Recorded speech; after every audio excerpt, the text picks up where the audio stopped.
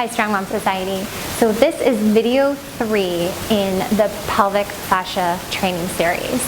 So as we started in the other 2 videos, I want you to start by just tapping your whole body down to just, get in touch with all of those fascia systems. So we are going to start by just starting here through the diaphragm. So I want you to visualize where it is, those bottom 2 ribs. Take a nice big breath into the sides, back of the rib cage. And then what you're going to do is take your hands and I want you to tap all around the abdomen. You're going to go up the right and down the left. And then you're going to take the same thing up into your chest. Up the right, down the left. And then come back through that diaphragm and I want you to tap through the lower back. All the way down into the pelvis and the glutes. And then down both of the legs, outsides, insides. And then we're going to go up your right arm. So all the way up into that trap, get the inside of the arm. And then just imagine you've got a sleeve on and you're just going to swipe that sleeve off. Give that arm a really hard shake. I want you to feel that like reverberation or that rebound. And then do the same thing on the right leg. Good, and then just come to the center here and just assess right to left. You might feel a little tingly, a little heavier, a little more grounded on this side. And then we're gonna head over to the left. So you're gonna go up that left arm, down, and then imagine that you've got that sleeve on and you're gonna swipe it off all the way down to your fingertips, shoulder to fingertips. Give that arm a really hard shake. So you feel that rebound. Same thing with the left leg. And then come to the center and just give yourself a little bounce here. If it feels good to, make a little noise and feel how that diaphragm vibrates as you move your whole body. And then I want you to just close your eyes and I want you to just bend and straighten your knees a few times. And I want you to use this visualization. When it comes to fascia and moving fascia, imagery, visualization is really important. So if we bend and straighten our legs and we feel really heavy, you're going to feel some tension in the body. And if you bend and straighten your legs and you just imagine that you're in a nice warm bubble bath, it's going to change the way that your body moves and the way that you feel the effort taking place in your body. And then I want you to bring your hands to your hips and I want you to go into a pelvic tuck and a pelvic tilt. So we're going to tuck that tailbone under and then release that tailbone back. And you're just trying to isolate this movement in the pelvis. And I want you to think about the pelvic floor muscles here. So the pelvic floor sits with 2 triangles. We have a triangle at the front that goes from the pubic bone back to the 2 sits bones. And then we have a triangle at the back that goes from sits bone to sits bone back to the tailbone.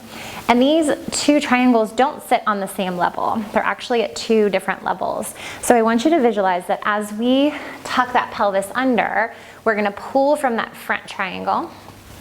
And then as you take your tailbone back, you're gonna pull from that back triangle. And it doesn't matter here if you are using an inhale or an exhale in a certain direction. I want you to just be aware of using that diaphragmatic breath. We've got to pull from the front triangle, pull from the back triangle. Take that about 2 more times. Pull from the front, pull from the back, front triangle, and back triangle. Then we are going to do, don't think I'm crazy here, we're going to do some bladder lifting. So I want you to take your hands and I want you to just pull them up the front of your belly and imagine that you're lifting your bladder all the way up to your heart. And you're just swiping those hands up. And I want you to feel how this affects your pelvic floor. So you can let go for a second, get in touch with those pelvic floor muscles, feel where they're kind of relaxing. And then as you lift up the front of the body, you're really kind of digging in there and pulling that skin.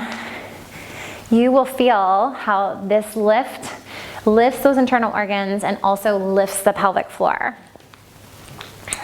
Take this about 2 more times. And then go ahead and let that go. And then what I want you to do is lift from your lumbar spine. So you're going to take the same thing here on your back and you can kind of round forward a little bit. And I want you to feel how this affects the back triangle, the muscles from sits bone to sits bone back to your anus or your tailbone. So as you kind of scoop up the back of your body here, can you feel how it affects the muscles, in particular the muscles around the anus or just that back section of the pelvic floor? And then come back to front, and then you're gonna lift on both sides of your abs and feel how, as you lift up through your obliques, your abs, this also lifts or pulls a little bit on the pelvic floor. And we're just, this isn't a workout, it's really just tuning into how the pelvic floor is affected when different muscles, bones, movements in our body are taking place or moving. It all has an effect on our pelvic floor. So what I want you to do is grab yourself a chair, and we are going to take one leg up onto that chair. And I want you to think of your adductor from the inside of your knee all the way up to the right side of your pelvic floor. And you're just going to swipe along that adductor.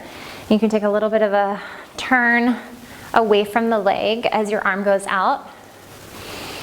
And I want you to really feel how when we swipe along this fascia of the adductor on the right leg from in to out, it affects the pelvic floor. And even if you're not tuned into it and you're not feeling it, I want you to visualize, this fascia pulls, which means that it's going to pull this right side of the pelvic floor as well. And then what I want you to do is take that hand, and I want you to swipe it from the hamstring all the way up to the back of the pelvis. So if I turn this way, I'm going from here all the way up the back. So the fascia in the hamstring up to the pelvis also has an effect on those pelvic floor muscles. So close your eyes if you need to. And just like we did on the belly and the lumbar spine, up the abs, you can kind of dig in there a little bit to feel how it moves the pelvic floor fascia. And then I want you to just put your hand on that right sits bone and just feel a little bit of a bobbing motion here. Take a nice big breath in, use that diaphragmatic breath. And then exhale, let it go. We're gonna take that leg off, we're gonna switch over to the other side. Left leg is gonna go up. You're gonna think of that adductor from the inside of your left knee all the way to the left inner thigh. Face the leg and then swipe away. So we're feeling how there's a connection there. These adductors do a lot and really have a big effect on the muscles of the pelvic floor. In to out. You're trying to tune into that left side of the pelvic floor as we do this. And then what I want you to do is get back here with the hamstring and feel hamstring up to the pelvis. And we're still thinking about feeling that pull or how it has a little bit of an effect on those muscles. And then we're going to come back to center, put your hand on that left sits bone, just give yourself a little bob here. Good. And then I'm going to take you back over to the right side. We're going to prop that right leg back up again. I want you to reach between your legs. So your right leg is on the chair, your left hand is going to reach down, touch your right sits bone. And then I want you to swipe from your right sits bone all the way up to your left shoulder. Now as you do this, you're going to rotate the spine. So fascia runs from the top of our heads all the way down to the bottom of our toes. So that means that all this connective tissue, it's like a webbing or like a net that runs on top of all of our muscles underneath our skin. So this is all connected, and if one part of your body moves, it affects the fascia through the rest of your body. So here we're thinking about how this fascia, the pelvic floor fascia on this near this right sits bone, is affected by this rotation of this left shoulder or this oblique system that we're coming up across. Take one more. And then take that down, shake it out. We're gonna take it over to the other side. You're gonna put your hand on your left sits bone, right hand reaches between the legs. We're thinking of the right pelvic floor muscles and fascia, and then we're gonna rotate open to our right shoulder. So reach down and then rotate. This work doesn't seem like it does a lot as you're doing it. It seems a little woo-woo, a little magic. But when you have any kind of pelvic pain because you're holding tension, or there's weakness in the pelvic floor, or any kind of pelvic floor issues in general, This work moves that fascia around. We have 5 layers of pelvic fascia, and it just brings some balance back to all 5 of those layers to help us get out of pain. Last one. Good. And we are going to put that chair off to the side. So I want you to come to the center, and I want you to just pronate and supinate your feet here. So as we rock our feet in, knock knees together, you'll feel pelvic floor has a little bit of a change. And then as you take your feet out and you supinate the feet, this affects the pelvic floor muscles as well. So as you do this a few times, just close your eyes, hold on to something if you need to, and really pay attention to what's happening in your pelvic floor muscles.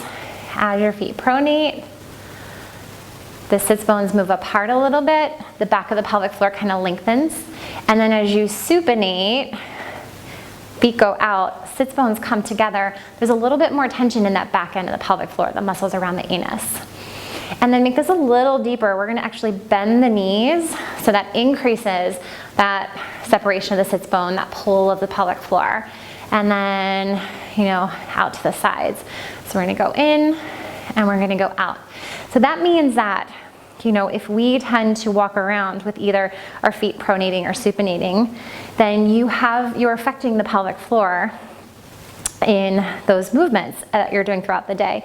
A good way to tell is take your favorite pair of tennis shoes that you wear all the time, or just your favorite shoes in general, line them up on the floor, lay down on the floor so you're looking at the back of the heels, and you'll either see that the heels have been worn out on the insides or the outsides, or maybe they are right in the center. Ideally they're in the middle, but a lot of us tend to either go in or out, and know that the way that you're walking has an effect on those pelvic floor muscles.